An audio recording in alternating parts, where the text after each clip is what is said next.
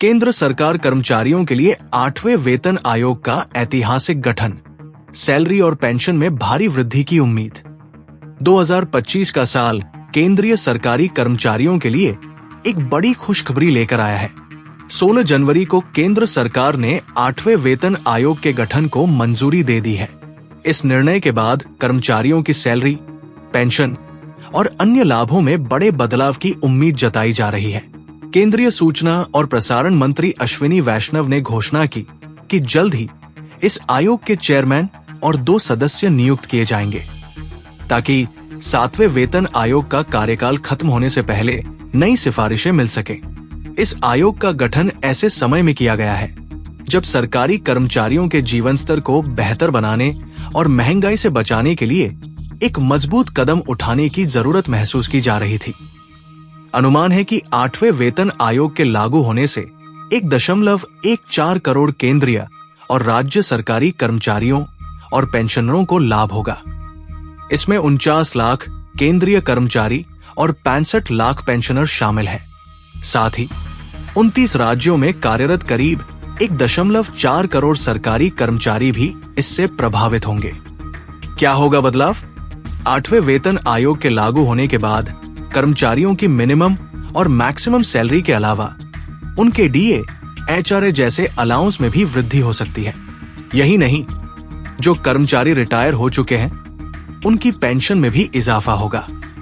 इसके अलावा fitment factor के आधार पर सैलरी में कितना इजाफा होगा, ये भी एक बड़ा सवाल है। अनुमान है कि फिटमेंट फैक्टर को 2.57 से लेकर 2.85 तक रखा जा सकता है, जो कर्मचारियों की सैलरी में 23% से 25% तक की वृद्धि कर सकता है। फिटमेंट फैक्टर क्या होता है? फिटमेंट फैक्टर वो मानक है जिसके आधार पर कर्मचारियों के वेतन, डीए और अन्य अलाउंस तय होते हैं। उदाहरण के लिए, अगर फिटमेंट फैक्टर 2.57 रखा जाता है तो लेवल 1 के कर्मचारियों की मिनिमम सैलरी 18,000 रुपए से बढ़कर 46,000 रुपए तक हो सकती है, जबकि लेवल 18 के उच्च पदस्थ कर्मचारियों की सैलरी भी 2.57 गुना बढ़ सकती है। सैलरी का असर, अनुमानित बदलाव। लेवल 1 के कर्मचारी जैसे सफाई कर्मचारी, चपरासी, अगर फिटमेंट फैक्टर 2.57 के हिसाब से लागू होता है तो उनकी सैलरी 18,000 रुपए से बढ़कर 46,000 रुपए तक हो सकती है।